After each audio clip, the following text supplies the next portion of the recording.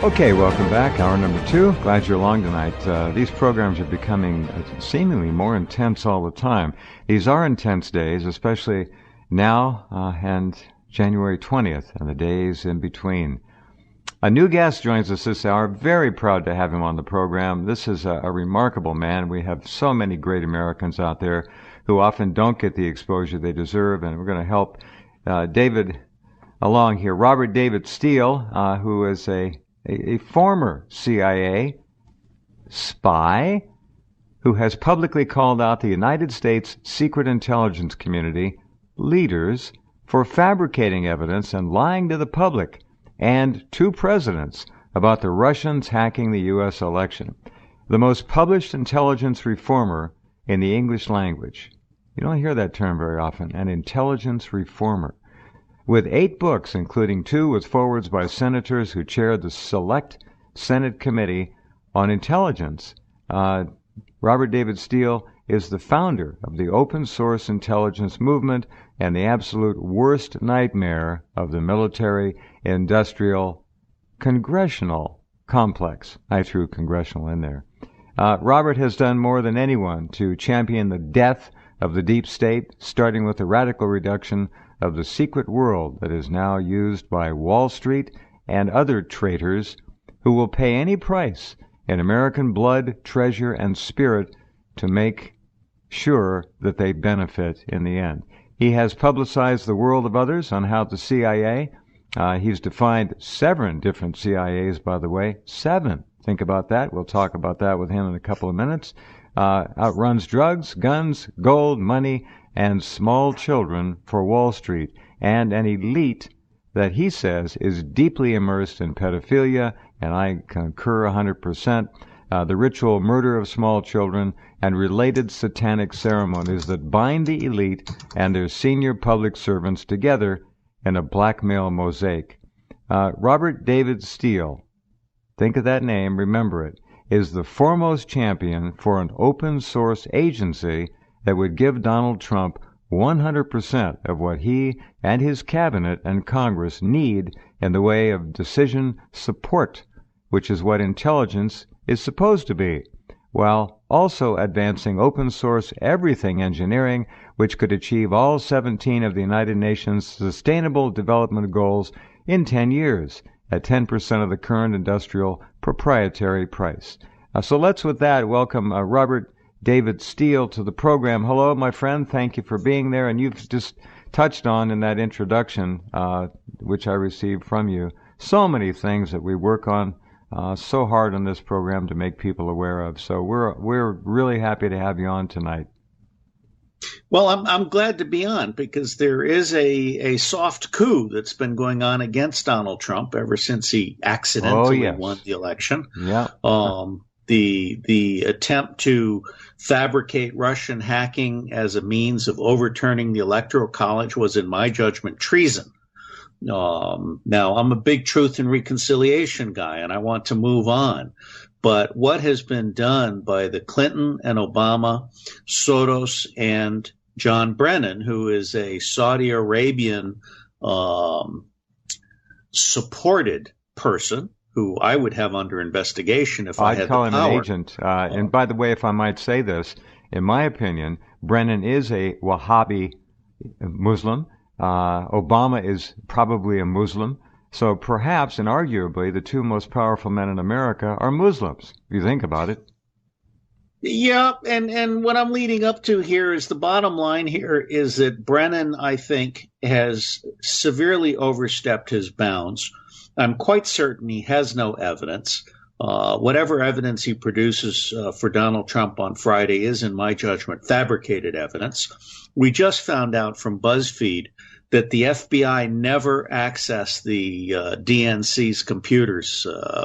They never asked to actually examine the computers. The bottom line here is this is all made up, and Donald Trump's instincts are right. Mm-hmm. But I'm very, very afraid that some of Donald Trump's advisors are chickening out, and they're going to try and persuade Trump that he needs to pay homage to these intelligence people. What he should do instead is burn their house down. Oh, he should tear them apart. Couldn't agree more. Yeah, it's time for a massive house cleaning. from bottom to I top. Yeah. We've and by the way, you mentioned treason earlier. How much treason are we supposed to overlook as a people and remain viable? From the Clintons right on through Bush, Cheney, and the 8 horrific years of Obama. I mean, come on. How much can this nation of ours, this republic, tolerate? Treason is in the eye of the beholder. And I was having a conversation earlier with someone else, and we all need to remember that the presidency became a puppet presidency after John F. Kennedy was assassinated by a cabal that included Texas Energy, New York money, Cuban crime, what was it, coup Cuban d'etat? Jewish crime. Maybe the most important coup d'etat of the last century. And J. Edgar Hoover, the pedophile cross-dressing founder of the FBI, as well as Allen Dulles, the neo-Nazi who was installed at the CIA in order to provide Wall Street with a secret base within the U.S. government.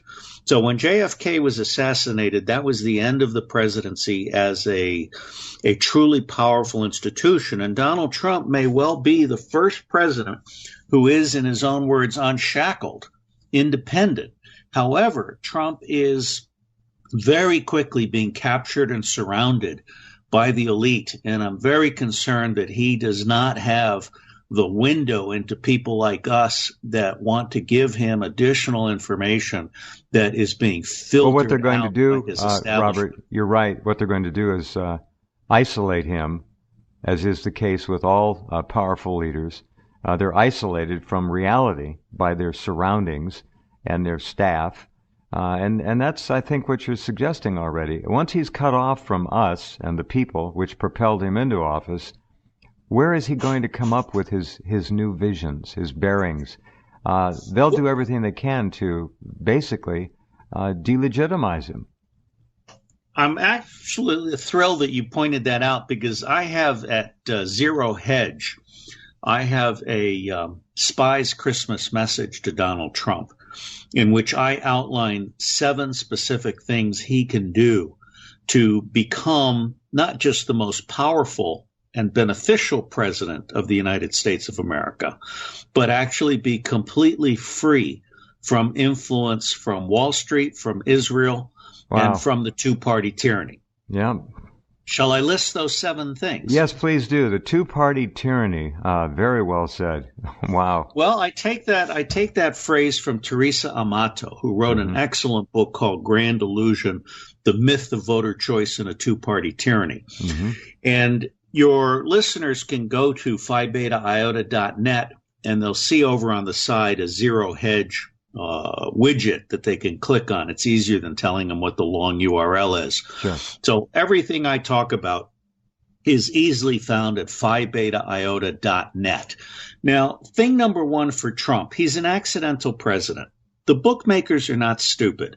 Trump's odds were 20-1 at best and 200-1 at worst. He won accidentally, even though he had a strategy to win white, and the Republicans repressed 1 million black votes to break the blue wall. What really happened in the very end is that Hillary Clinton's campaign collapsed. She lost the ability to steal electronic votes that she used to steal 13 primaries from Bernie Sanders. She wasn't able to do that against Donald Trump because all of the talk about Russian hacking actually was beneficial for Trump. It led to the Department of Homeland Security stepping in, and a lot of those electronic back doors were closed. And Very of course, we had all. Yes. Yeah. So bottom line for Trump is he was elected by 27% of the eligible voters, which is the same percentage that would have elected Hillary Clinton. Barack Obama was elected by 26%.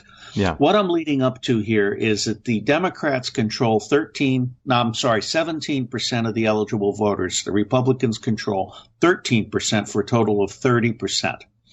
70% of all eligible voters hate the Republican and the Democratic Party, and that 70% is which Donald Trump needs to go out and get.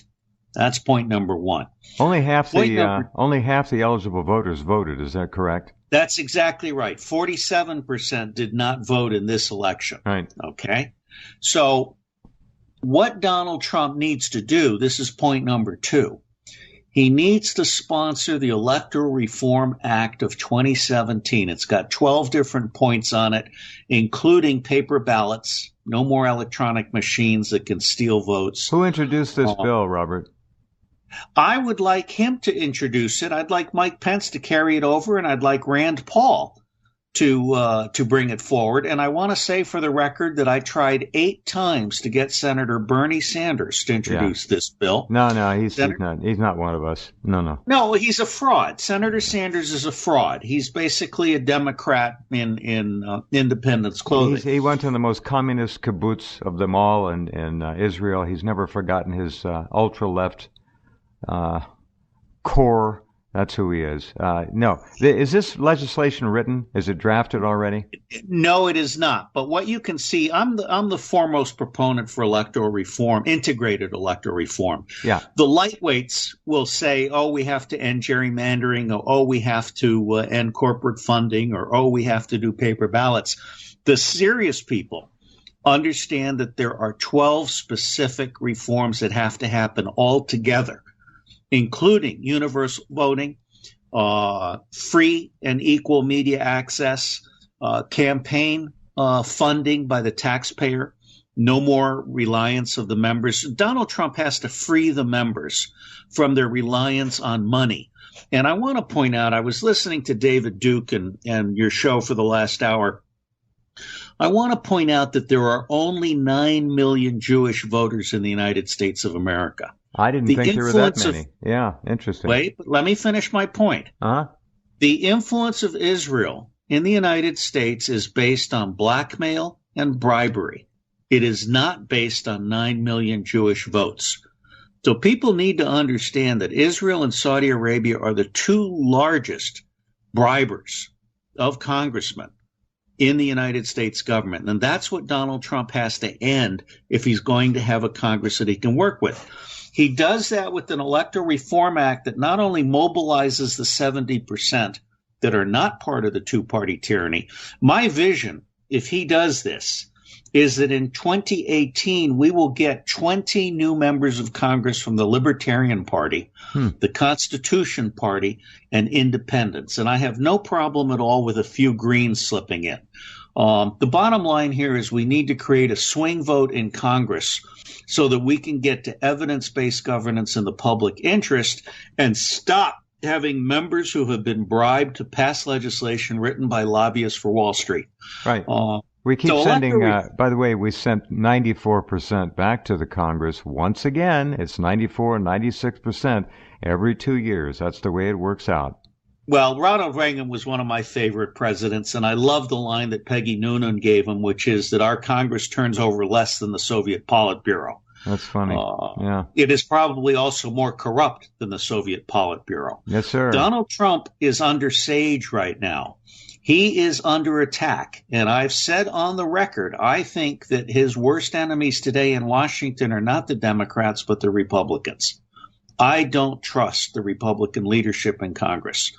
And Donald Trump needs to buffer himself from both leaderships by sponsoring an Electoral Reform Act that then allows him to mobilize everybody who is not part of the two-party tyranny. So point number 3, the Trump channel. I now call CNN, which used to be the Clinton news network, I now call them the crap news network. Or Communist News Network. Well, the crap works. Communist News Network, too. Crap works very well. You know, that gives them too much credit because, I mean, to be a good communist, you have to at least have a brain. Have some ethic, yes, in terms of this CNN is, it used to be, when Ted Turner started it, it was actually a thing of some repute. But now it's become the lowest common denominator, just one step above MSNBC. It's an obscenity. I agree. It's very sad. But I was listening to them today, and a guy named Jake Tapper, who is a complete idiot, a buffoon, had Mike Rogers and 3 bimbos on with him, and they were basically talking about how dare Donald Trump question the U.S. intelligence community, which is, newsflash, in the business of lying. I was a CIA spy, and under orders, I fabricated intelligence, I lied to government leaders, and I managed a modest false flag operation. Nobody died. This is what CIA does. Of course. And what's so interesting about Donald Trump is that for the first time, he's in a position to say, hey, wait a minute, this emperor is naked. We are not going to kowtow to the altar of secret intelligence that we're not allowed to question. We're going to call a spade a spade. And the fact is, I've called John Brennan out as a liar. I've done it in writing, and I'll stand by it, and I'll see Brennan in any court he wants to go to. We, as a public, have been bamboozled by a cult of secret intelligence and a cult of mass media that is supposed to be authoritative. We now know that the New York Times is a source of fake news. Right. The Wall Street Journal is a source of fake news. Journalism is no longer reputable in this country. So that's why my third point in my spy message to Trump is we need a Trump channel.